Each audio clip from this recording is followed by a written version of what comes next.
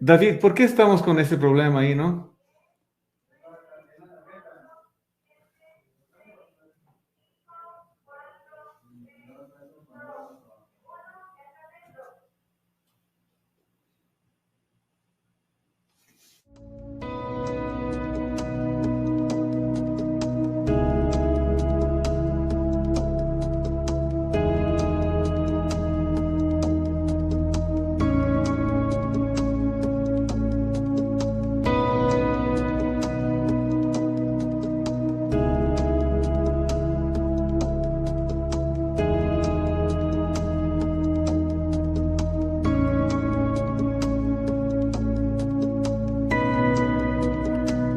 ¿Cómo se originó el universo? ¿Cómo surgió nuestro planeta en la inmensidad espacio-temporal del cosmos? ¿Cuál es nuestro origen como especie humana? ¿Tiene nuestra existencia algún propósito? ¿Qué nos depara el futuro?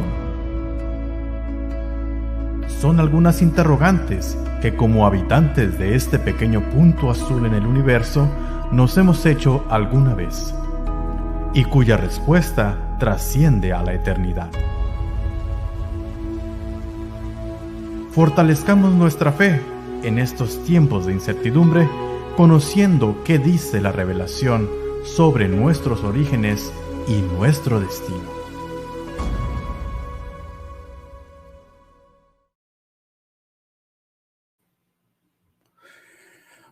Muy buenas tardes a nuestros amigos que nos siguen en una transmisión más de su programa, Nuestros Orígenes, Revelaciones. Damos gracias a Dios porque nos ha permitido llegar hasta ahora. Hoy tendremos la conferencia número 78 de esta serie. Gracias a Dios y a la ayuda del Departamento de Televisión de la Universidad de Montemorelos, que en apoyo al Instituto de Geociencias de la División Interamericana hemos hecho posible esta transmisión hasta ahora. Agradecemos a muchos alumnos también que están dispuestos a ayudarnos. Tenemos varios alumnos que han venido con el empeño de ser parte de este proyecto. Damos gracias a ellos también. Y hoy, como siempre, tendremos otra interesante conferencia que va a estar dictada por una maestra que ha estado con nosotros. Me refiero a la maestra Abigail Ayanel. La maestra Abigail Ayanel, si no me equivoco, estará dictando hoy su tercera conferencia en esta serie. Y el título es por demás interesante y es una paráfrasis muy interesante de un salmo. Los cielos cuentan la gloria de Dios y las células denuncian la obra de sus manos. Quisiera solamente preguntarle a la maestra Abigail Ayanel, ¿cómo se siente de estar otra vez en este programa? ¿Qué tal, maestra? ¿Cómo te sientes?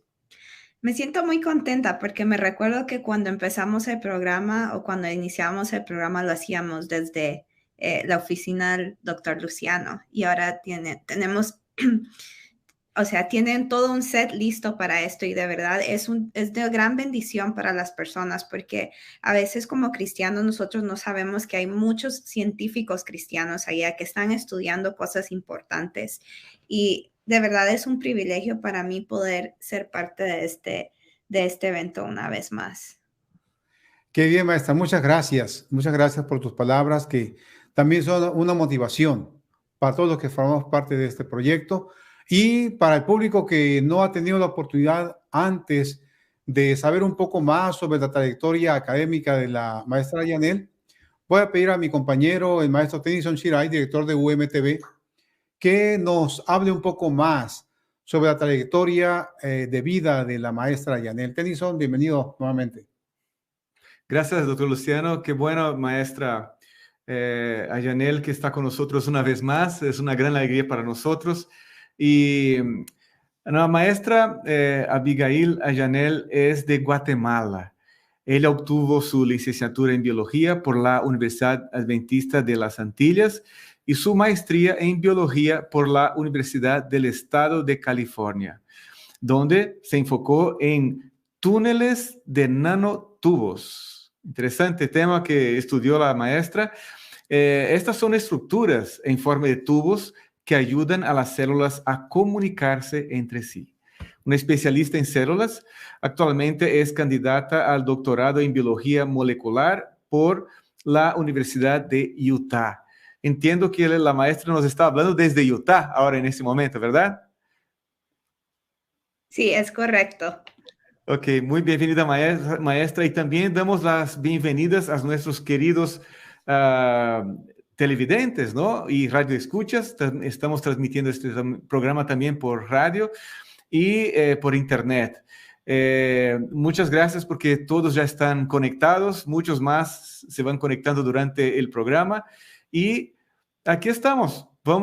Estamos ansiosos para escuchar lo que no denuncian, sino que anuncian, ¿no? Que las células anuncian ahí la gloria de Dios. Doctor Luciano, ¿alguna información más? Bueno, es muy interesante ver a través del programa cómo el público virtual se va uniendo, cómo el número va aumentando.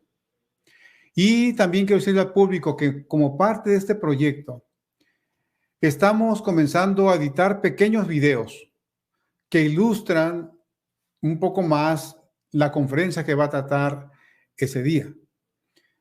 La conferencia de hoy, como saben, por el título es muy obvio, va a tratar sobre células.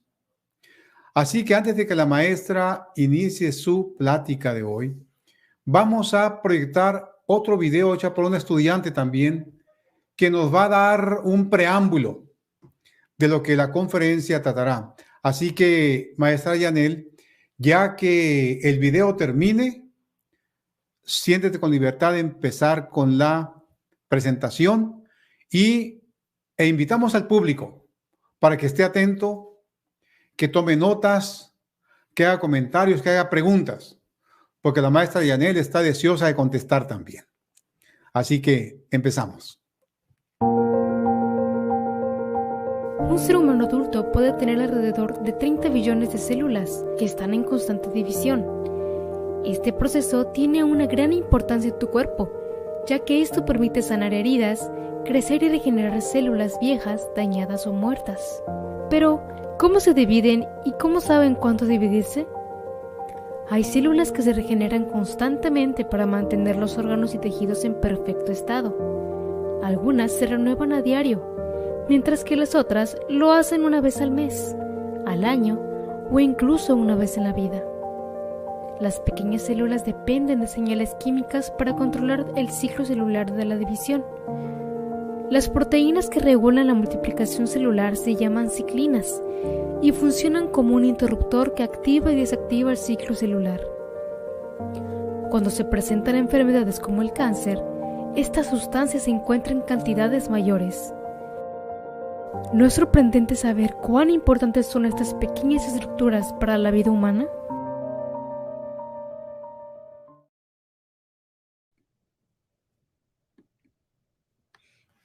La verdad es que las células son maravillosas. Y hay una gran cantidad de científicos que se dedican a estudiar cuál es la función de las células. Hace algunos años, específicamente hace año y medio, estábamos en la defensa de tesis de una de las personas que ahora está haciendo su postdoctorado en nuestro laboratorio. Y esta defensa de tesis, que aquí en nuestra universidad es pública, me llamó mucho la atención. Mientras hemos acompañado a muchas otras personas en su defensa de tesis, esta defensa de tesis se quedó en mi mente y creo que se quedará en mi mente por mucho tiempo. Una de las razones fue por una de las preguntas bastante peculiares que se hicieron aquí. La muchacha, la que estaba defendiendo su tesis, estaba estudiando la función de una proteína. Nosotros entendemos bastante acerca de esta proteína, pero hay todavía muchas funciones específicas que esta proteína hace que todavía no conocemos. Esta proteína tiene la capacidad de, cuando nosotros nos lastimamos, de atrapar a las plaquetas y hacer que las plaquetas empiecen a hacer un coágulo. Lo interesante de esta proteína es que está doblada de una manera bastante peculiar, que si nosotros la observamos bajo el microscopio, de verdad nos hace pensar que, ¿por qué esta proteína está doblada de esta manera? Y esta es una de las preguntas que como científicos nosotros continuamos haciendo. Pero alguien del público le hizo una pregunta a ella bastante peculiar y esta es la pregunta que se ha quedado conmigo. Le dijo, ¿sabes tú la razón por la cual esta proteína tiene una estructura tan peculiar? Y ella respondió de una manera que creo que cualquier estudiante de doctorado hubiera respondido. Y la manera que ella respondió en sí no fue incorrecta, pero me llamó mucho la atención. Y ella dijo, bueno, es que lo más probable es que en tiempos anteriores a la proteína doblarse así le dio una ventaja evolutiva. Si hubiera sido cualquier otro profesor, yo creo que la pregunta hubiera muerto ahí. Sin embargo, él le hizo otra pregunta. Y esta es la pregunta que le hizo, fue la siguiente. Si no existiera la evolución, ¿cuál crees que es la función o por qué crees que esta proteína está doblada de esta manera? Y esto me llamó mucho la atención porque creo que fue la primera vez que yo vi a un profesor decirlo de una forma tal vez no tan evidente, de decir en un ámbito como el mío que él no creía en la evolución. Pero lo segundo fue que me llamó la atención y me hizo ver a mí las proteínas de una perspectiva diferente.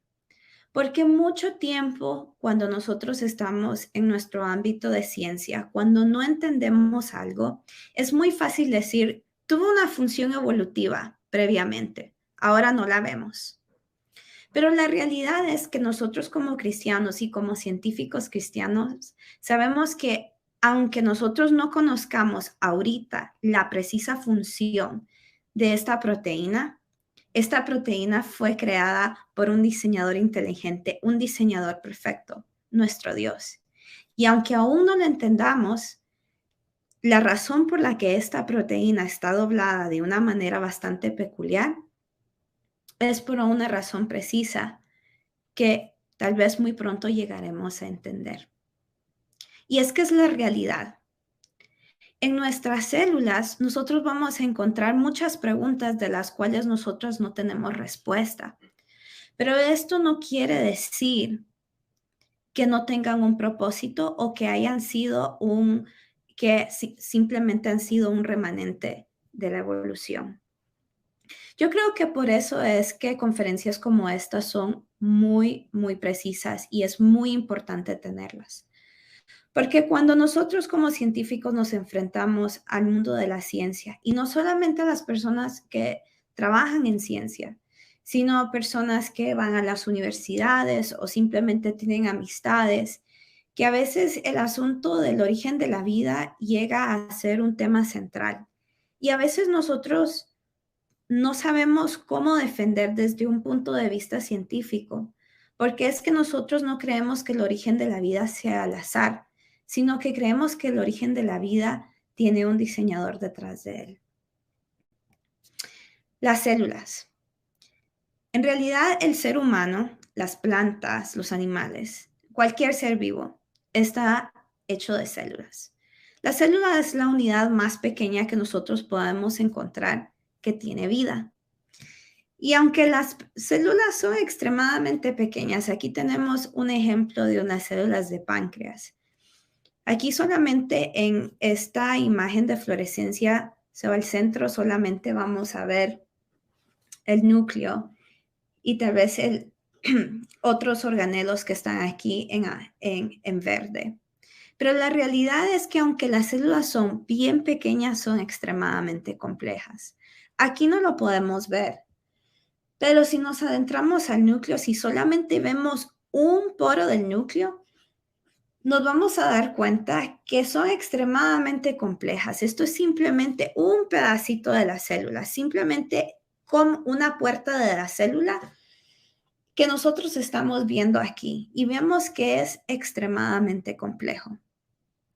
Pero ¿cómo es que funcionan las células? ¿Y cuál es su rol en este asunto de que es el origen de la vida?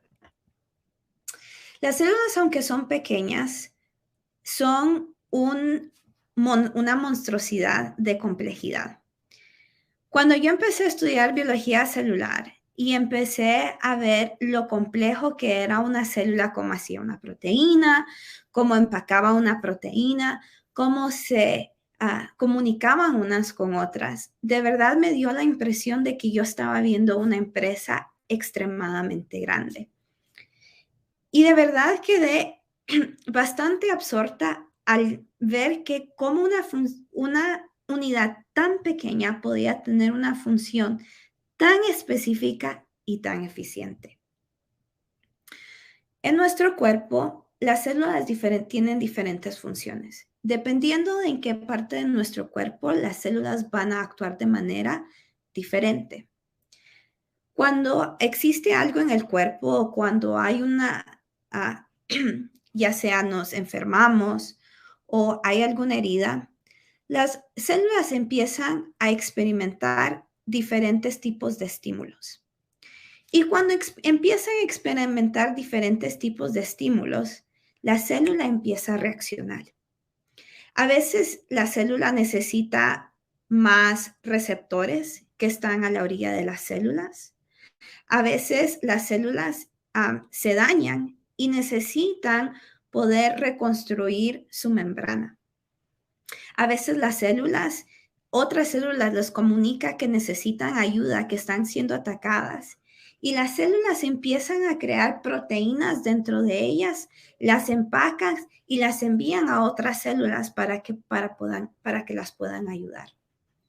Pero la pregunta más grande es, ¿cómo es que las células saben qué es lo que tienen que hacer? En realidad, cuando las células empiezan a sentir diferentes tipos o experimentar diferentes tipos de estímulo, lo que va a ocurrir es que va a llegar una señal a la membrana y luego esa señal va a ir por diferentes tipos de reacciones hasta que va a llegar al núcleo. Y ahí en el núcleo, ahí es el lugar central donde la célula va a decidir qué es lo que tiene que hacer. Cuando llega la información al núcleo, la célula le dice al núcleo, yo necesito esta proteína en específico. Necesito una proteína para empacar, necesito una proteína para un receptor, necesito una proteína para poder recuperar mi membrana. Y ahí en el núcleo nosotros vamos a encontrar lo que es el ADN. El ADN es prácticamente la biblioteca de la célula. Tiene toda la información de todas las proteínas que la célula va a necesitar para existir. Cuando el núcleo recibe la información, le dice, ok, a la célula, entiendo qué es lo que tú necesitas. Así que va a ir donde su ADN y va a empezar a buscar en toda su biblioteca cuál es la proteína específica que la célula va a necesitar en esa ocasión. Ahora, el ADN, como dijimos que estaba en el núcleo, tiene algunas características específicas. Hoy no vamos a hablar mucho del ADN, pero hay algunas características que tenemos que tener en cuenta. Primero, nosotros nos vamos a dar cuenta aquí en el ADN. El ADN tiene 2 hélices, o sea que está bastante protegido. Y eso es importante porque cuando el ADN tiene 2 hélices, lo hace bastante estable. Y esta estabilidad es importante porque si el ADN contiene nuestra biblioteca, nosotros queremos asegurarnos que nada le va a pasar. Así que entre más estable esté, es mejor. Lo otro que tenemos que tener en cuenta del ADN es que el ADN tiene su propio idioma. Y el idioma del ADN en realidad solamente son 4 letras. Es la letra A, la T, la C y la G. Y es lo que nosotros conocemos como pares de bases. Estas bases se van a comunicar entre ellas y entonces van a ser el lenguaje que nosotros conocemos como el ADN. Una vez el núcleo haya recibido la información, haya encontrado en la biblioteca del ADN la proteína que la célula necesita, entonces está listo para mandar la información a la fábrica del asemblaje. Lo interesante es que la fábrica del asemblaje no se encuentra dentro del núcleo. Se encuentra afuera del núcleo, en la célula, en lo que nosotros conocemos como el citoplasma. Específicamente, el lugar del asemblaje o la fábrica del asemblaje, nosotros lo vamos a encontrar aquí, que se llama aquí donde se encuentran los ribosomas. Lo peculiar de esto es que, aunque el núcleo habla ADN, los ribosomas, que son los encargados de ensamblar las proteínas, no hablan el lenguaje del ADN. En realidad, los ribosomas lo único que entienden es el lenguaje del ARN. Y esto es un problema porque si el núcleo solamente habla ADN y enviara ADN hacia los ribosomas no tendrían cómo hacer la proteína porque simplemente no entienden el lenguaje del núcleo. Así que en su gran sabiduría, Dios ha hecho que en el núcleo haya un proceso donde el ADN puedan convertirse en ARN. Y el ARN puede salir del núcleo y entonces llegar al área del ensamblaje, que es los ribosomas, para que los ribosomas puedan hacer las proteínas necesarias que la célula necesite. Ahora, cuando nosotros estamos observando aquí la estructura del ARN, nosotros vamos a observar algo bastante interesante. Es que el ARN se parece mucho al ADN, pero creo que ustedes aquí ya están viendo algunas diferencias muy importantes. Una de las diferencias que vamos a ver es que el ARN no tiene doble hélice, como lo tiene el ADN que vemos aquí a la derecha. Vemos que aquí el ADN tiene doble hélice y yo dije que eso era muy importante. ¿Por qué? Porque le da estabilidad al ADN. El ARN, como solamente tiene una sola hélice, el ARN es bastante inestable. Y esto es importante para la célula, pero no es un tópico del que vamos a hablar hoy. La segunda característica que ustedes van a observar es que el lenguaje del ARN es muy similar al de ADN. Tienen 4 letras y son prácticamente las mismas. Tiene la C, tiene la G, tiene la A, pero a diferencia del ADN que tiene la T o la timina, el ARN tiene la U, que es el uracilo. Y esto le permite al ARN poder comunicar. Es importante porque es una forma de la que se puede comunicar con los ribosomas. Otra característica importante del ARN que va a ser importante que nosotros sepamos para el resto de la presentación es que el ARN tiene un azúcar que se llama ribosa. Y la ribosa se va a encontrar aquí en el esqueleto del ARN y va a ser importante porque es lo que le da la poca estabilidad al ARN para que pueda funcionar. Así que estas son las diferencias que tenemos. Tenemos ADN que se va a convertir a ARN y esto es necesario para que los ribosomas puedan hacer las proteínas necesarias. Una vez el ARN haya llegado al ribosoma, el ribosoma, que es una proteína, va a empezar a fabricar la proteína. Pero la forma que fabrica la proteína es bastante peculiar y es bastante fascinante. En realidad, lo que va a hacer el ARN es En un brazo va a estar leyendo la información del ARN que está llegando. Y con su otro brazo, si nosotros nos lo imaginamos como que si tuviera muchos brazos, aunque en realidad tendría como 4 diferentes. Mientras está leyendo el ARN aquí, le está indicando a otras proteínas de ahí mismo del ribosoma cuáles son los diferentes aminoácidos, que es lo que hace una proteína para que se junten. Así que cuando entra el ARN le dice, ok, ahorita necesitamos aminoácido A. Y ok, aquí las instrucciones dicen que ahora vamos a necesitar el aminoácido B.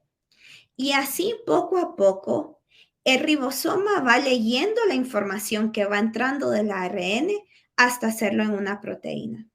Y aquí la proteína nosotros vamos a ver que es bastante simple. Es como si nosotros fuéramos uniendo como en un collar diferentes bolitas unas con la otra. Y es lo que va produciendo el ribosoma.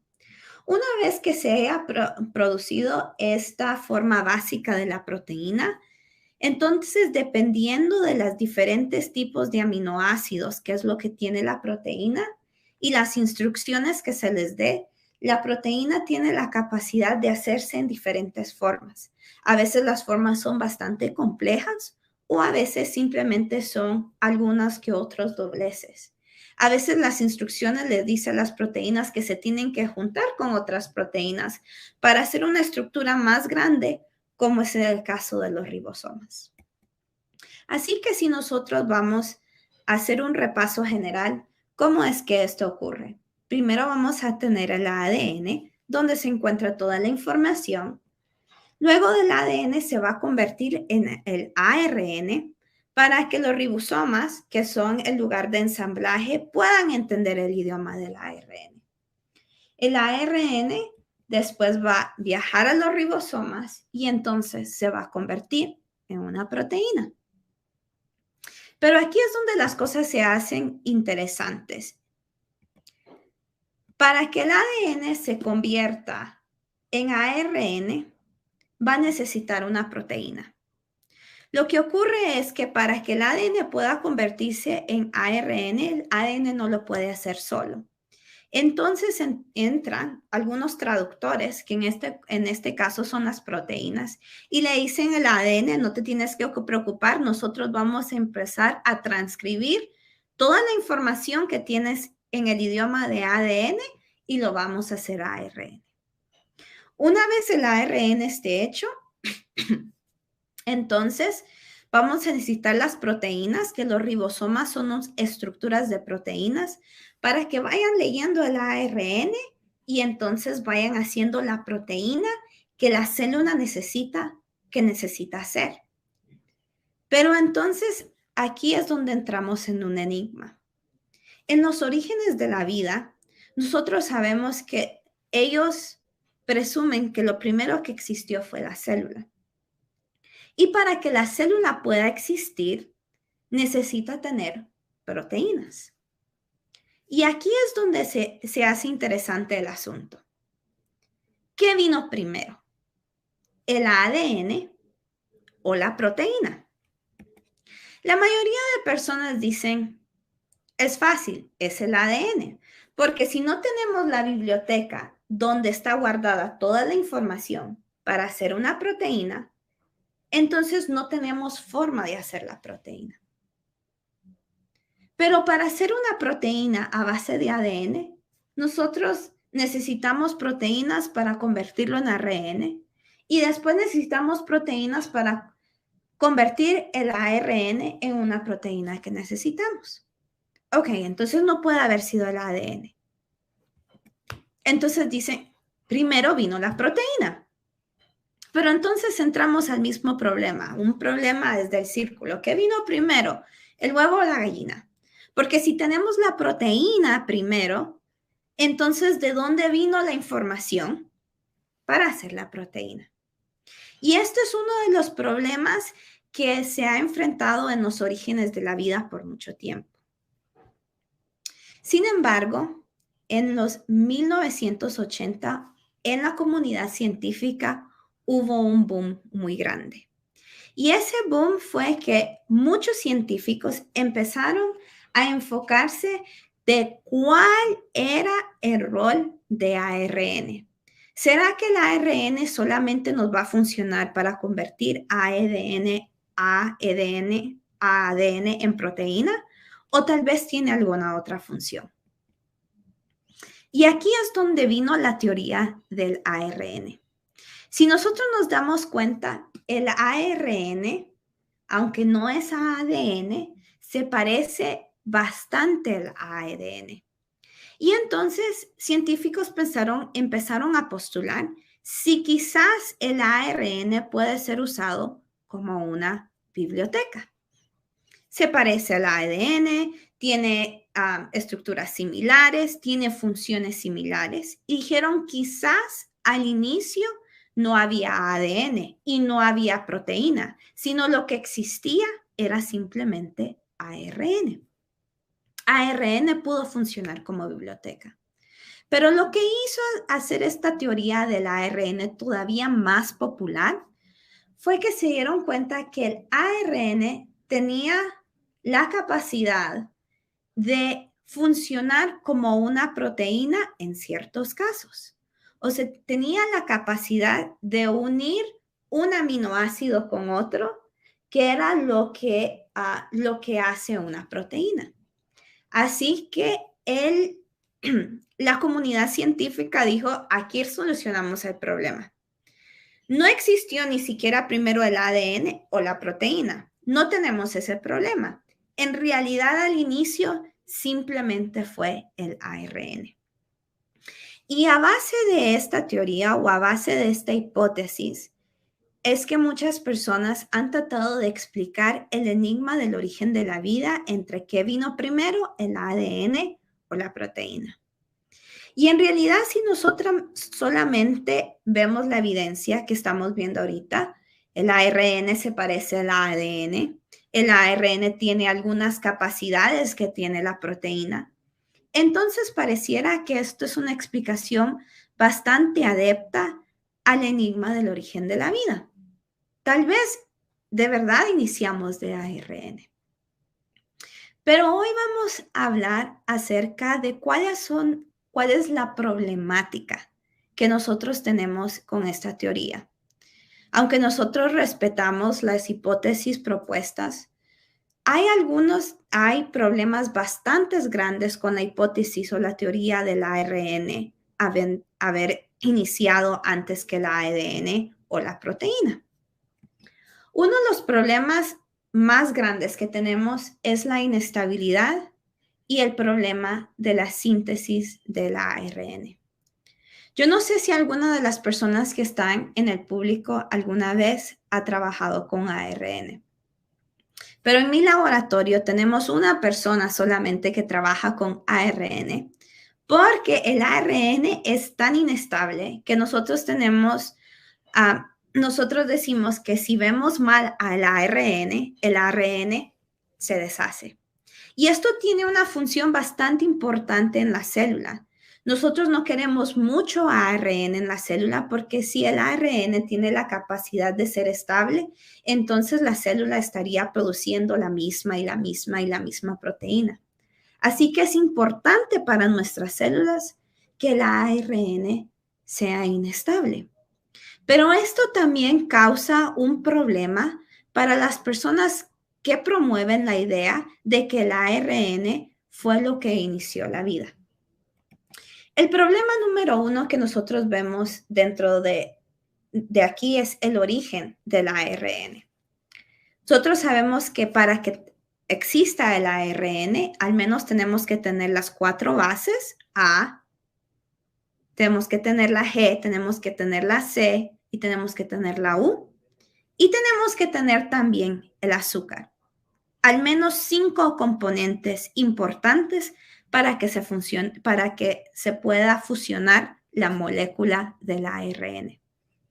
El problema es que si nosotros vamos ahorita en cualquier ambiente que nosotros estemos, nosotros no encontramos que esas bases estén simplemente flotando por ahí.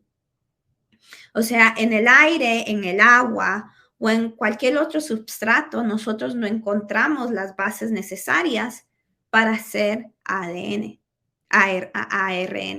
ni tampoco encontramos la ribosa necesaria para hacer la estructura, y mucho menos encontramos los 5 componentes juntos para poder establecerla. Entonces, los científicos dijeron, pues aunque tal vez no los encontremos aquí en la Tierra, puede ser que vinieron de meteoritos y entonces eso fue lo que inició el origen de la vida. Pero aunque muchos científicos han estado estudiando los substratos que se encuentran en los meteoritos, nunca hemos encontrado todos los substratos necesarios para poder hacer una molécula del ARN. Así que tenemos un problema con origen. El segundo es la estabilidad. Cuando nosotros estamos trabajando con el ARN en el laboratorio, incluso cuando nosotros tenemos todos estos diferentes componentes para ayudarnos a estabilizar el ARN y poder trabajar con él, nosotros tenemos que trabajar bajo condiciones al menos de 4 grados centígrados o abajo. Así que tenemos que estar en un refrigerador grande y aún ahí estamos trabajando bajo el hielo. Porque la única forma que nosotros podemos estabilizar el ARN lo suficiente para que lo podamos procesar fuera de la célula es bajo temperaturas que son bastante frías. Y esto es interesante porque cuando nosotros hablamos con científicos de cómo ellos pensaban que era el ambiente de la Tierra cuando se originó la vida, según ellos dicen que el ambiente de la Tierra era un ambiente volcánico, o sea, que era de 100 centígrados o más, o sea, era una temperatura bastante elevada. Pero esto nos llama mucho la atención porque nosotros sabemos que el ARN es tan inestable que tiene que estar bajo temperaturas bastante bajas. Sabiendo esto, algunos científicos empezaron a hacer algunos experimentos diferentes para ver si ellos podían generar la A, la G, la U y la C, o sea, que son las bases nitrogenadas para hacer el ARN, en una temperatura que fuera al menos de 100 grados o más. Y lo interesante es que ellos lograron poder sintetizar los diferentes tipos de bases nitrogenadas que se necesitaban.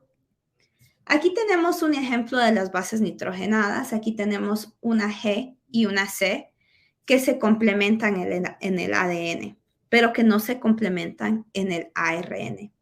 Y la razón que estas se tienen que complementar en el ADN es porque le permiten al ADN tener doble hélice, lo que lo hace más estable. Pero si estas diferentes bases están simplemente separadas, como es que las encontramos en el ARN, entonces estas bases empiezan a ser bastante inestables, como hemos estado discutiendo. Pero en estos experimentos lograron poder hacer que la A y la G pudieran generarse y pudieran ser estables a 100 grados centígrados por al menos un año. El uracilo llegó a ser estable por 12 años, pero la citosina solamente podía ser estable bajo estas condiciones por 19 días. Ahora, si ustedes dicen un año, 12 años, 19 días, parece que estas bases nitrogenadas son lo bastante estables. Pero la realidad es que bajo la premisa de evolución, quiere decir que el ARN pudo haberse hecho solamente si hubiera poder generarse o evolucionar por millones y millones de años. O sea, ellos dicen cualquier cosa puede pasar si les da suficiente tiempo. Pero la realidad es que si nuestras bases nitrogenadas solamente pueden ser estables por un año, 19 días, y en este caso uracilo por 12 años, el tiempo de estabilidad de estas bases es demasiado corto para que pueda explicar el tiempo necesario que la evolución necesita para generarse. Entonces hay un problema grande porque nuestras bases no son lo suficiente estables para durar la cantidad de millones de años que la evolución requiere para poder formar una base, para poder formar una estructura como el ARN. Y el tercer problema que vemos aquí es el problema de la ribosa. Si nosotros nos recordamos, la ribosa es el azúcar que el ARN necesita para poder hacer su estructura donde las bases puedan unirse unas con la otra. Los científicos, nosotros no encontramos la ribosa en ningún tipo de ambiente, pero los científicos en su laboratorio han podido generar la ribosa a base de poner formaldehído con formaldehído en el agua y entonces esto puede producir diferentes tipos de azúcares y uno de los azúcares es la ribosa. El problema es que si nosotros agregamos nitrógeno a cualquiera de estos ambientes, al ambiente del agua donde supuestamente se está generando la ribosa, el nitrógeno no permite que la ribosa sea procesada. O sea, el formaldehído hace otros tipos de azúcares, pero no tiene la capacidad de hacer ribosa. Y esto es interesante porque ¿qué es la A, la G, la C y la U? Que son importantes para hacer la estructura del ARN, son bases nitrogenadas. O sea, que las bases para hacer el ARN, que es lo que nosotros encontráramos ahí, poseen nitrógeno. Y si hay nitrógeno en el ambiente, entonces la reacción que se llama la reacción de la formosa para hacer la ribosa no puede existir. Entonces, si existen las bases para hacer el ARN, que es lo que vemos aquí, no puede existir la reacción, que es lo que va a hacer nuestra estructura estable. Entonces, entramos al problema, que aunque en teoría sí el ARN puede funcionar como biblioteca, es demasiado inestable para poder sintetizar.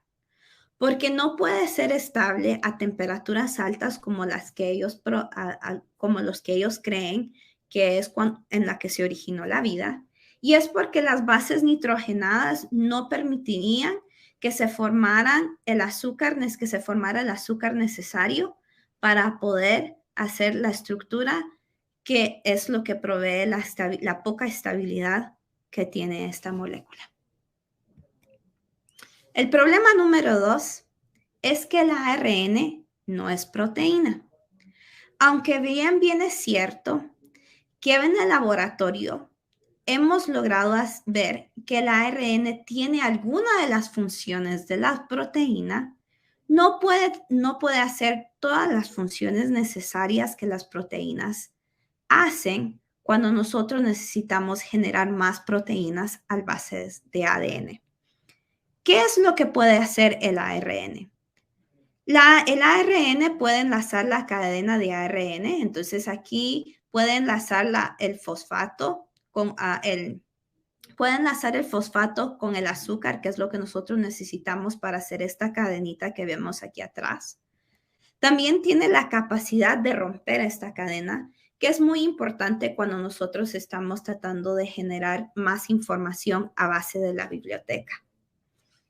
La tercera cosa que vieron los científicos que la ARN podía hacer era que tenía la capacidad de enlazar aminoácidos. Y cuando nosotros nos estamos refiriendo a enlazar aminoácidos, a lo que nos estamos refiriendo es que tiene la capacidad de enlazar un aminoácido, que es lo que hace una proteína con otro aminoácido. O sea, tiene la capacidad de formar este enlace que es muy importante para nosotros. Pero lo que no nos dicen los científicos cuando están tratando de debatir esto como un punto importante, que el ARN pudo haber sido la molécula que originó la vida, es que el ARN solamente tiene la capacidad de hacer esto con 2 tipos de aminoácidos. Uno de esos aminoácidos es la leucina y el otro aminoácido es el fenilalanina. Solamente son 2 aminoácidos que el ARN tiene la capacidad de hacer esto. Y nosotros no solamente tenemos 2 aminoácidos. Las proteínas están hechas de 20 aminoácidos diferentes. Eso quiere decir que el ARN solamente puede reaccionar con 2 aminoácidos diferentes y no puede hacer absolutamente nada con los otros 18 aminoácidos necesarios para poder generar una proteína. Después, tendríamos que explicar cómo es que el ARN, usando solamente 2 aminoácidos, podría generar una estructura tan compleja como es el ribosoma. El ribosoma está hecho por más de 45 diferentes tipos de proteínas que necesitan todos los 20 aminoácidos para poder formarse, para poder hacer la estructura específica donde el ribosoma pueda leer el ARN y después tenga la capacidad de formar una proteína. Así que compartiendo estos 2 problemas más grandes acerca de la teoría del ARN, nos damos cuenta que aunque en los laboratorios científicos hemos logrado entender bastante acerca de las moléculas como el ADN o el ARN, incluso las proteínas, todavía estas moléculas no tienen la capacidad de poder darnos suficiente evidencia que fueron las moléculas que iniciaron la vida. Si nosotros nos recordamos al inicio, yo tenemos una perspectiva diferente. Como científicos cristianos, nosotros tenemos una perspectiva diferente porque nosotros sabemos que cada estructura en la célula tiene una función específica. Y como dije, aunque todavía no la entendemos, no quiere decir que no tiene una razón de ser. Y esto nos da a nosotros un poder diferente. Nos da un poder diferente porque nosotros sabemos que no venimos por casualidad, que nada de lo que ocurre en nuestro cuerpo es por casualidad, sino que detrás de la célula, aunque sea una unidad bastante pequeña, hubo alguien que la diseñó a la perfección. Y antes de terminar, quisiera dejar con ustedes Isaías 43:1. Mas ahora sí dice el Señor tu Creador, oh Jacob, y el que te formó Israel. No temas, porque yo te he redimido, te he llamado por tu nombre, mío eres tú, yo te he formado con propósito.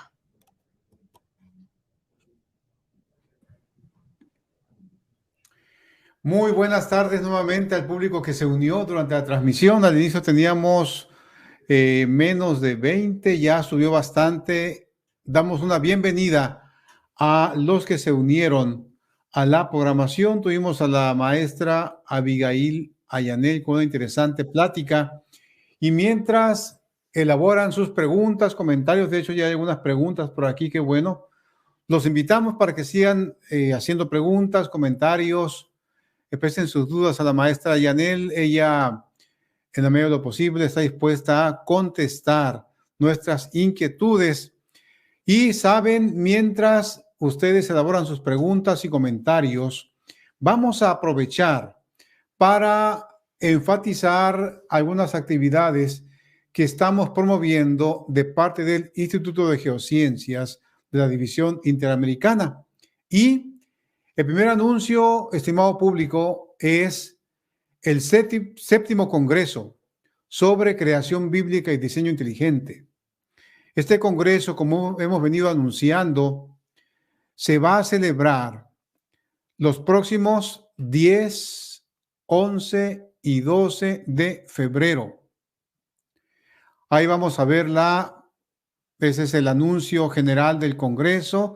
Séptimo Congreso sobre Creación Bíblica y Diseño Inteligente, del 10 al 12 de febrero de este año, es decir, de aquí a 15 días.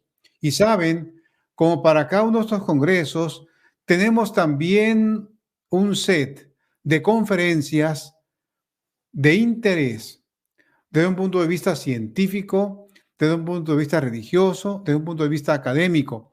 Quiero mostrarles los títulos de las conferencias que tendremos en este congreso. La primera conferencia será el viernes de tarde a las 7 con el ingeniero Orlando Poma. Noten su presentación, se titula Cuando la tierra y los peces hablan.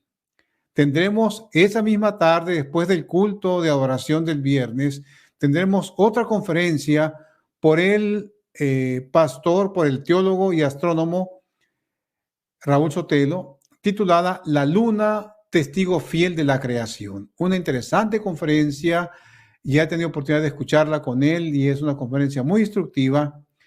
Luego el sábado, el primer culto, amigos, el primer culto de adoración, tendremos la conferencia Una historia del cielo con el astronauta, el telescopio, levantad en alto vuestros ojos, sea el tema de su conferencia. Pero no vamos a dejar a los niños sin su plática. El pastor Sotelo preparó una plática especial para los niños a la hora del rincón infantil. Y esa plática, ese rincón infantil, se titula Una historia del cielo con el astronauta Eugenio. Quiero decirles que el pastor Sotelo es un especialista en divulgar la astronomía a diversos públicos y entre ellos a niños. Así que los invitamos para que hagan planes de estar en esa plática, en el culto y particularmente en Adorar al Rincón de los Niños para escuchar esta conferencia. Luego tendremos en el segundo culto donde el tema se titula La edad de las rocas y la roca de las edades. Hablaremos sobre asuntos de datación y nuestra perspectiva del tiempo. Y entre esos dos cultos tendremos la escuela sabática también, que será pues impartida por los maestros de escuela sabática. Ya en la tarde tendremos otro par de conferencias sumamente interesantes. Quiero referirme particularmente aquí con el ingeniero Poma. Él es ingeniero en minas y es especialista en procesos de fosilización y uno de los pocos expertos en las ballenas fosilizadas de la formación Pisco allá en el Perú. De hecho, sus presentaciones sobre eso, yo le dije especialmente a Orlando, quiero que hable sobre ese tema excepcional, preservación de las barbas de ballenas fósiles en la formación Pisco. Les invito para que estén en la conferencia, va a ser a las 3 de la tarde, una conferencia llena de cosas interesantes y la última conferencia de la tarde será dictada por el teólogo nuevamente Raúl Sotelo, Sermón de Marte en defensa de la creación. Luego tendremos la sesión de preguntas y respuestas. Si se dan cuenta, estamos dando un poquito más de tiempo. Ojalá que tengamos 1 hora para sus preguntas y respuestas, que haya interacción entre público y conferencistas. Luego tendremos la despedida de sábado y estamos programando una actividad especial también para esa noche. Esperamos que las condiciones climáticas lo permitan. Tendremos una noche astronómica. Ahí estará el pastor Sotelo y un servidor para hablar un poco de astronomía con el público que se reúna, niños, adultos, etcétera. El primer lugar de reunión, el primer plan es hacerlo en la cancha de fútbol. Si por alguna circunstancia no hubiera condiciones, lo haríamos en otro lugar que avisaríamos con tiempo para que nos traslademos para allá. Así que esos niños, esos clubes que les interesa ver y conocer sobre los astros, las estrellas, las constelaciones, etcétera, estén ahí esa noche porque será una noche muy instructiva. Y, como hemos dicho ya, el domingo a las 7 de la mañana nos iremos a un viaje geológico paleontológico. Primero visitaremos las grutas de García. Es el Cañón de la Huasteca. Cañón de la Huasteca, que está aquí cerca de Monterrey. Saldremos de aquí a las 7 de la mañana. Iremos al Cañón de la Huasteca primero. Allí una actividad será buscar fósiles en los paredones del Cañón de la Huasteca y de allí nos moveremos como 1 hora y media para llegar al interesante Museo del Desierto en la ciudad de Saltillo. Les quiero comunicar algo importante. Habíamos dicho que el costo iba a ser 325 pesos, pero decidimos bajarlo a 300 pesos. 300 pesos por persona va a ser el viaje y tenemos lugar para 37 personas. Lugar para 37 personas y entonces vamos a apartar lugar a quien vaya pagando. ¿Ok?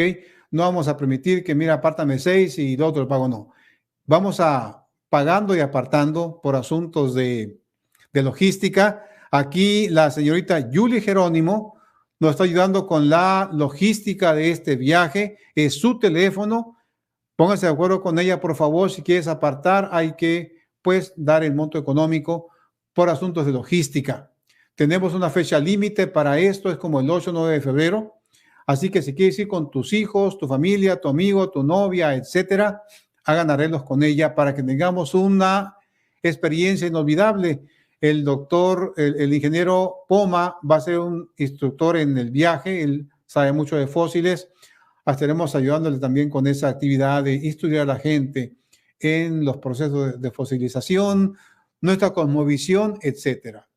Así que les pedimos que hagan provisión para que nos acompañen en ese viaje que se realiza una vez al año cuando hacemos el congreso. Los invitamos para que hagan arreglos para ello. Y bien, continuando con esta conferencia, creo que ya el público tiene preguntas, comentarios, dudas, opiniones, etcétera. Voy a pedir al maestro Tennyson, a ver cómo está el público, cómo han empezado con esta sección de preguntas, etcétera. Ajá, es cierto. Mira, muchos ya están conectados, un grupo bueno, de buena audiencia también. Y empezaremos aquí con nuestra amiga Elvira Velázquez. Nos saluda y dice, al inicio del programa, dijo, estoy ansiosa por ver ese tema, sé que será maravilloso, feliz sábados y salud desde la Ciudad de México. Nos está viendo Elvira. Gracias, Elvira. Alain Chablé, nuestro amigo ya del programa, vamos a darle un trofeo, yo creo, a Alain Chablé, porque siempre se conecta. Gracias, Alan. Dice, feliz sábado, el micromundo de la ciencia es asombroso. Vamos a ver cómo nos asombra esta presentación. Face Blue Smiling. Ajá. Pues aquí un saludo de Eduardo González, aquí, y enseguida... Claudio Olave, el maestro Claudio Olave, un gran astrónomo, un amigo del programa, y que de hecho está él siendo sponsor de algunas actividades aquí porque ha donado algunas cosas.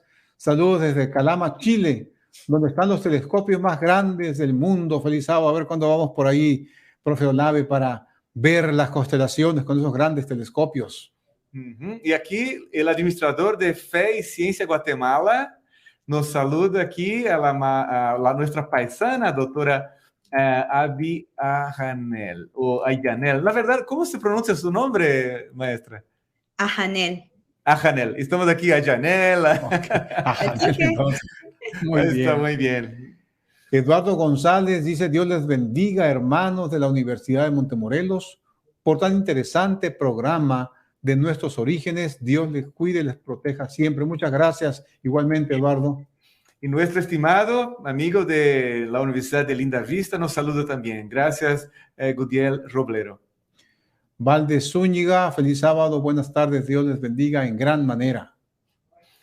Pues aquí ya viene una pregunta. Creo que, doctor Luciano, tiene que ver con el evento, ¿no? Del fin de semana. Me imagino que sí. Celia Roblero hace unas preguntas. Creo que ya están más o menos respondidas las preguntas. Si se refiere al Congreso, pues ya está definida la fecha, los lugares que visitaremos, incluso el monto económico que hay que aportar. Si esa es su pregunta, hermana Roblero, pues ya está contestada. Si no, pues háganos otra pregunta a ver si no contestamos bien eso. Ok, y una pregunta ya sobre el tema. A pesar de que no se habló de ese asunto aquí, vacuna. Bueno, Saintville dice, ¿y cómo lograron ponerlo en una vacuna como proteína? Entonces, la respuesta fácil es,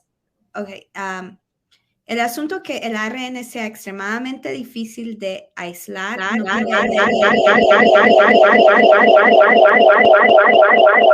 Algo pasó allá, no sé, David. Ok, adelante, ya. No quiere decir que no se pueda sintetizar. El laboratorio que yo trabajo no trabaja específicamente con ARN. Hacemos algunos asuntos con ARN, pero los laboratorios que se dedican específicamente a esto, que tenemos 2 aquí en la universidad, tienen maneras eficaces de poder aislarlo. Lo otro es que el ARN que está dentro de esta vacuna está dentro de un lípido específico que lo protege. Entonces el lípido forma como una protección donde estabiliza el ARN para que pueda llegar hasta donde necesite llegar a su destino. Pero el punto de hoy es que tenemos que ponerlo dentro de un lípido para poder estabilizarlo, para poder que llegue.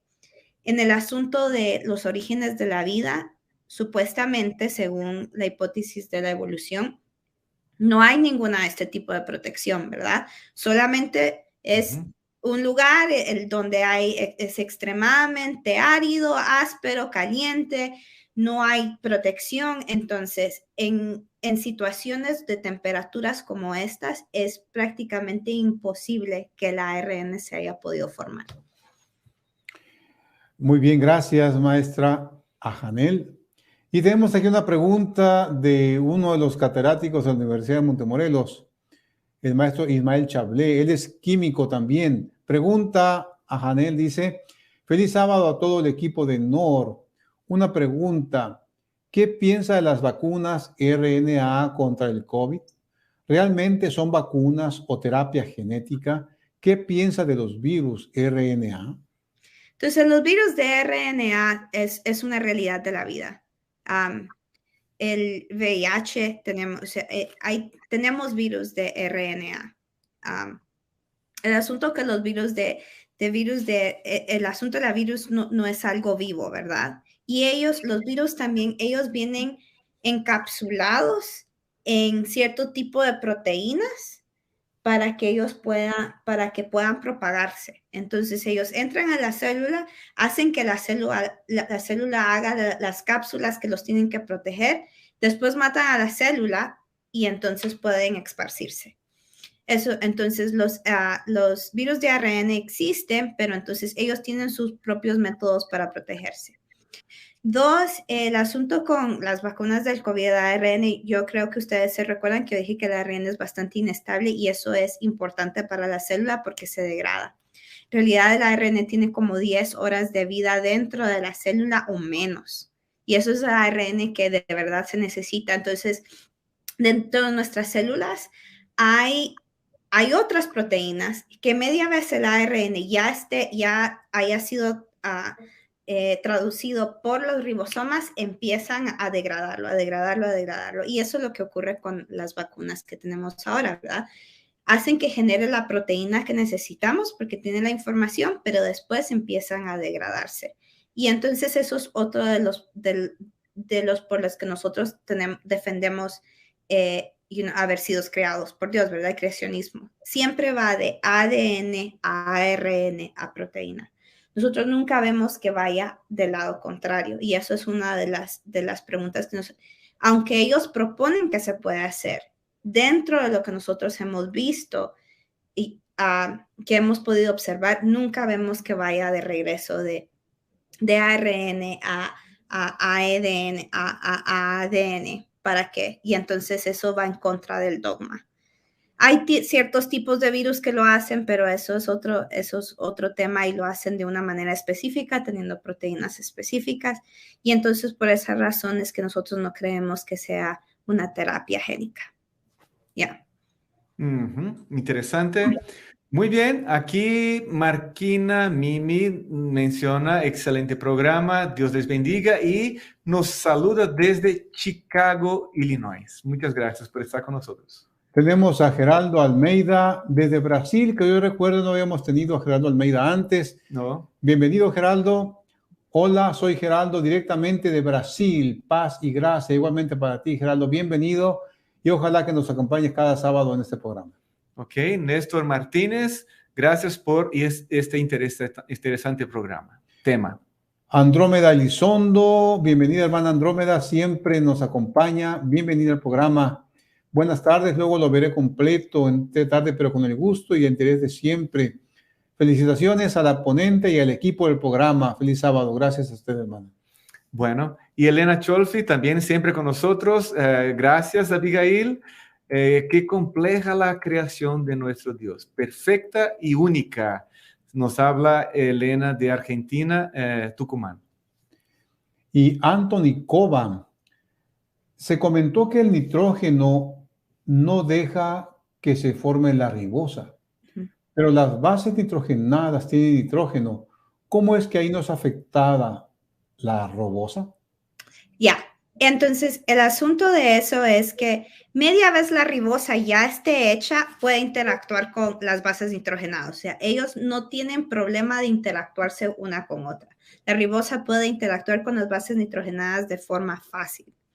El asunto que nosotros tenemos, el problema que nosotros con la hipótesis del ARN primero, así se llama, es que nuestro cuerpo en otra parte de la célula, entonces ya tiene ribosa, está haciendo las bases nitrogenadas. Cuando necesitan encontrarse, se encuentran, no hay ningún problema. Pero en la teoría del caldo probiótico, que es lo que están diciendo, todo está mezclado. O sea, no hay ninguna o sea, no hay asuntos diferentes, no hay compartimentos. Entonces, si la ribosa se está formando en el mismo caldo donde se está formando las bases nitrogenadas, entonces hay un problema porque hay un montón de nitrógeno tratando de hacer ribosa y entonces la ribosa no se puede generar. El asunto no es que la ribosa interactúe con la base nitrogenada, es que en la presencia de nitrógeno, las cantidades altas que se cree que estaba en el caldo probiótico para poder hacer una base nitrogenada y a la misma vez generar la ribosa, entonces no puede ocurrir al mismo tiempo. Y algunos científicos dicen, no, lo que pasó primero es que se generaron primero la ribosa, las bases nitrogenadas, y después tal vez en otro lado se generó la ribosa y de alguna manera se lograron encontrar. Pero entonces ya entra la pregunta, pero de cómo se encontraron, cuál es la probabilidad que se encontraran. Entonces, donde hay bases nitrogenadas ya no se está generando, ya no hay nitrógeno. Y una de las cosas que más existe, según ellos, para que haya podido formarse la vida en el caldo probiótico es el nitrógeno. Entonces, no hay problema en nuestro cuerpo que la ribosa se una con una base nitrogenada. Es que si se tendría que generar ribosa en un caldo probiótico donde hay mucho nitrógeno para que se forme la base nitrogenada, entonces no se podría formar la ribosa. Ese es el problema. Ok, muy bien. Es bien más probable un diseño inteligente, ¿no? Do que todas esas condiciones sucederan así de forma aleatoria. Bueno, Juan Pablo Chávez Arroyo, saludos a todos desde Navojoa, en el estado de Sonora, en México, Iglesia Adventista de la Universidad de Navojoa. Muchas gracias por estar con nosotros. Y Carlos Guzmán, que siempre nos acompaña también, está muy frecuentemente con nosotros, siempre comentando, preguntando. Bienvenido, Carlos. Pregunta, dice, gracias por su presentación y dice, ¿nos puede dar algunos avances de cómo se está aplicando el ARN para combatir virus y el cáncer? Bueno, en lo del virus nosotros estamos viendo que se generó una vacuna para lo que fue el COVID-19, ¿verdad? Las del cáncer, las vacunas de ARN se han estado estudiando desde 1997. En 2008, 2009 ya se estaban aplicando para algunos tratamientos del cáncer y en casos específicos han sido de ayuda para los pacientes, ¿verdad? Pero el cáncer es un tema muy grande y hay diferentes tipos de cáncer y a veces en el mismo tumor hay diferentes tipos de células que están haciendo diferentes diferentes tipos de células con diferentes tipos de cáncer que tienen diferentes fenotipos. Y entonces eso es lo que lo hace complicado. Entonces por eso los científicos y los médicos que se dedican a eso pueden tratar ciertos tipos de cáncer con vacunas de ARN, mientras que otros tipos no se pueden tratar así. Entonces son muy efectivas, pero dependiendo de el tipo de cáncer que tú tengas o del que las personas tengan. Entonces se hace un tema un poquito más complicado. Muy bien, doctor Luciano, aquí Gladys Cruz Villalonga nos quiere acompañar ahí el 11 de febrero. Ya tenemos a alguien más apuntándose ahí. Sí, si estás en Saltillo, ve al grupo, estaremos quizá en el Museo del Desierto, yo calculo entre 11:30 por ahí estaremos en el Museo del Desierto. Puedes ir, por supuesto, bienvenida, y llévate más gente para que nos acompañe. Enseguida tiene Valdez Zúñiga, ¿no? Buenas tardes. El ARN, ¿hasta dónde es un mito la modificación del ARN para según mejorar la salud del hombre, ¿no? O para mejorar el hombre. Yeah. Nosotros podemos hacer, la realidad es que nosotros podemos hacer muchas cosas. Nosotros modificamos incluso el ADN en células e incluso también lo modificamos en cosas como ratones. El asunto es que nosotros hay algo que la ética, nosotros como científicos nos tenemos que regular por un cierto tipo de ética y dentro de nuestra ética dice nosotros no podemos modificar humanos. Y es que aunque nosotros podemos modificar muchas cosas en el ADN como de células o incluso de algunos tipos de animales con los que nosotros funcionamos, nosotros no comprendemos la extensión de cómo modificar una sola célula puede modificar muchas otras cosas. Como por ejemplo, nosotros logramos modificar, bueno, no mi grupo, pero hubo otro grupo que logró modificar un gen que supuestamente causaba cáncer de hígado en los animales. Sacaron el gen y no desarrollaron cáncer de hígado, pero ahora desarrollaron tumores en su espalda, que desarrollaron otro tipo de cáncer. Entonces, nosotros modificando una sola cosa, aunque en teoría solamente debería afectar esa célula, puede afectar muchas otras partes del cuerpo porque células se hablan entre sí. Y nosotros, por más que investiguemos, todavía no comprendemos lo intrínseco y lo complejo que es la red de células. Entonces, no estamos ni siquiera cerca. En teoría, pareciera que estuviéramos cerca y pudiéramos modificar, pero no estamos estamos muy, muy lejos de poder modificar humanos. Muy bien, gracias. Enseguida aquí tenemos a saludo de Cristina Delgado desde Colombia. Muy bien, Cristina, gracias por estar con nosotros. Alex Herrera, doctora, muy buenas tardes. Entiendo que por más que el humano quiera reproducir o simular el origen de la vida, siempre será un problema para los científicos el hacerlo, ya que el origen de la vida es divino, no humano. Excelente tarde. Y Clau dice, bendiciones desde México. Muy bien, Clau, gracias. Quiero comentar, esta semana tuve la oportunidad de platicar con una paleontóloga de Colombia, la ingeniera Patricia Torres. Le dije que le iba a mandar un saludo del programa Nuestros Orígenes.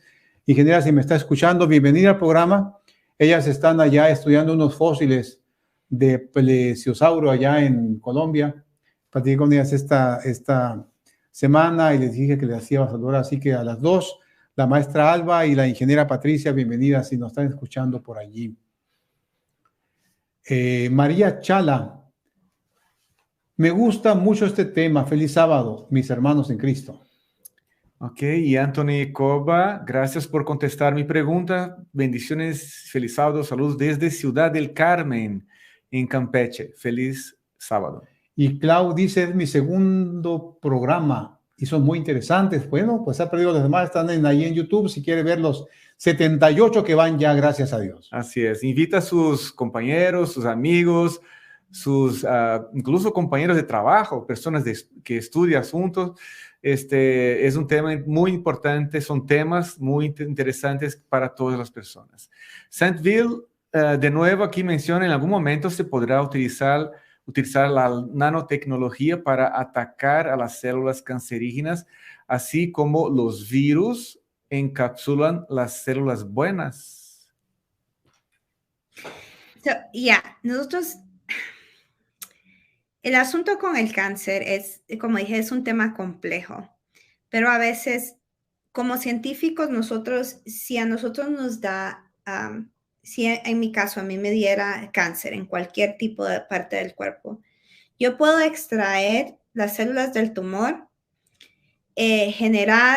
ver específicamente cuál de mis genes está alterados y entonces generar una terapia específicamente en contra del cáncer que yo tengo, que es específicamente para mí. No puede funcionar para ninguna otra persona, es para mí. El problema es que eso es extremadamente caro, ¿verdad? Porque tendrías que pagarle a un científico, tendrías que mandar a secuenciar tu ADN, secuenciar tu ARN y entonces generar algo que te pueda, generar un medicamento que esté específicamente para ti. Y hay personas, ¿verdad?, que tienen el suficiente dinero para hacer esto y que están en un lugar donde existan las facilidades para hacerlo. Pero la realidad es que la mayoría otra parte del mundo, o sea, no tiene ni el dinero ni los países tienen las condiciones para tener laboratorios donde se pueda generar esto. Entonces, nuestro problema ahorita con la mayoría no es llegar a las células del cáncer, en realidad es crear medicamentos o terapias que abarquen diferentes tipos de cáncer sin tener que tener que secuenciar cada célula, cada esto para generar un medicamento diferente para cada persona. Entonces, sí, se puede usar la nanotecnología, pero ahorita no es nuestra prioridad porque no es nuestro problema más grande. Gracias, maestra Abigail. Elvira Velázquez dice, excelente tema. Ok, y ahí enseguida no comenta nada, pero está presente María Elena Baullosa. Y Valdés Zúñiga agradece por la respuesta. Ajá. Y dice Dios le bendiga en gran manera. Ok, Gabriel Garay González, excelente presentación y nos está viendo desde Monterrey. Luego Elvira Velázquez dice, excelente tema, felicidades a la maestra y a todo el equipo. Cada día creo más en nuestro Dios como el gran diseñador. Ok, María Elena Baullosa nos desea un feliz sábado. Maestra, tengo aquí una reflexión sobre, escuchando su tema, su presentación y este asunto tan importante. La verdad, las células, ¿no? Como hemos visto en el video introductorio, que nuestro cuerpo es formado completamente por millones de células. Somos células, pequeños organismos unicelulares, digamos así, que forman ese cuerpo y hay diferentes tipos de células. Y según lo que creemos en el creacionismo, Dios ha diseñado el mundo, el universo, ese planeta y el cuerpo humano para ser compatible, o sea, las condiciones de temperatura, clima, ambiente, humedad y todos los factores, ¿no? Para que la vida sea posible. Eso fue un diseño, ¿no? Entonces, a veces aquí, viendo por las preguntas y a veces estamos siempre buscando maneras, ¿cómo resolver los problemas? La verdad, si estamos enfermos, si un cuerpo está enfermo, es porque una célula está enferma también de este cuerpo. Entonces, sabemos muy bien claramente cómo destruir una célula. No es difícil, ¿no? Si mi cuerpo, si mis células fueron diseñadas para recibir agua, líquido, y si tomamos agua, ¿no? Para dar las condiciones de vida y alimentar las células, y ahí tomamos de repente gasolina, ¿no? Y ahí nos enfermamos, porque gasolina no fue hecho para las células. Entonces, sabemos muy bien cómo destruir. Podemos tomar venenos o utilizar de venenos que a veces incluso el mundo comercial nos presenta como si fueran cosas buenas, ¿no? Pero, ¿cuál sería entonces el verdadero alimento de las células? ¿No? Aparte de las condiciones climáticas, ambientales, humedad y todo eso, pero ¿cuál sería el verdadero alimento para que una célula reciba lo que debe recibir y no estemos inoculando a través de nanotecnología o de otras cosas, ¿no? Para alterar o mejorar las condiciones de la célula? ¿Existe realmente un tipo de alimento o condiciones que podemos utilizar de forma natural para el buen funcionamiento de las células? La realidad es que las células no reciben, cuando nosotros comemos, nuestro cuerpo hace eso en energía y las células lo reciben el azúcar, glucosa, y entonces eso lo generan y lo van convirtiendo en ATP, que es lo que las células necesitan para generar energía. El asunto es que si nosotros comemos cosas demasiado dulces o más que todo no comemos lo indicado o las porciones necesarias, nuestro cuerpo no sabe a dónde mandar toda la energía que tenemos extra, y entonces lo empieza a acumular en lugares diferentes. Lo empieza a acumular en nuestras arterias, que es lo que yo estudio, que son las plaquetas. Entonces, cuando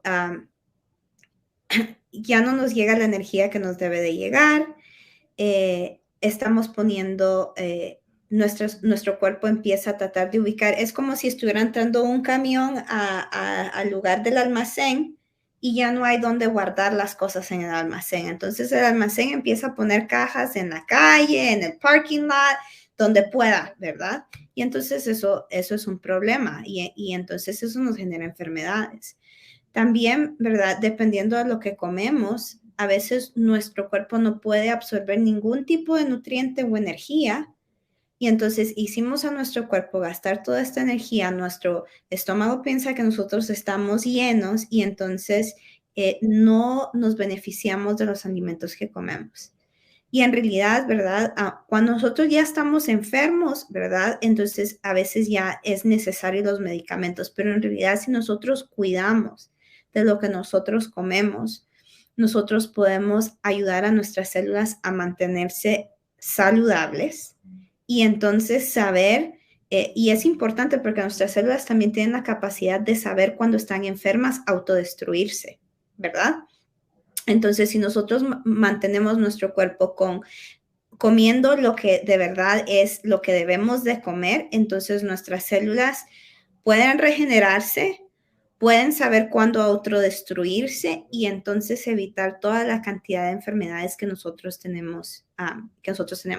Durmiendo bien, porque si nosotros no dormimos bien, eso es un problema.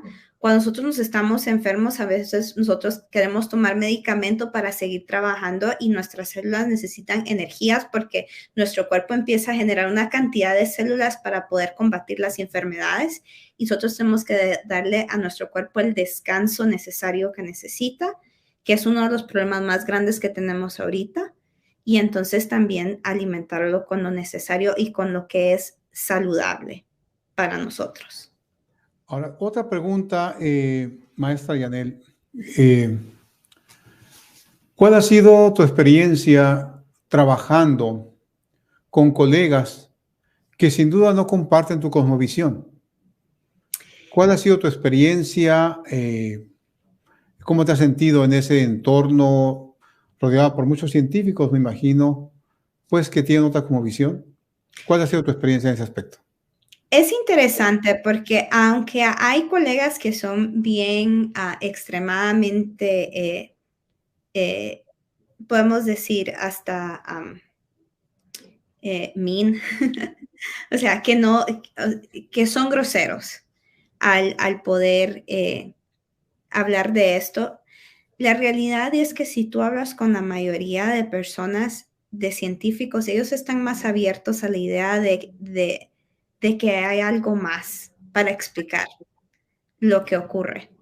Y el otro asunto es que la mayoría de científicos como nosotros no hablamos mucho acerca de los orígenes de la vida. Nosotros nos dedicamos más a ver cómo es que funcionan las células y no tenemos en nuestra carrera, de verdad, no tenemos que interactuar mucho en el asunto como el origen de la vida o es que cómo se establecieron estos genes. No tenemos que hablar acerca de eso.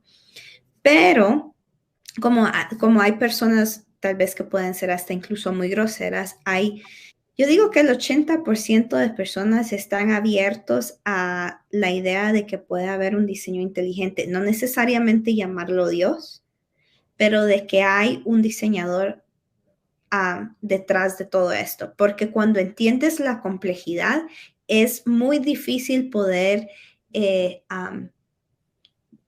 hacer a un lado la idea de que no haya algo detrás que lo esté diseñando todo. Ok, muy bien. Y ahí todavía hay aquí, gracias, maestra. ¿Quién faltó? Norma Leticia Castelo. Me encantó el tema, gracias a todo el equipo. Agustín Guzmán dice, hola, buenas tardes.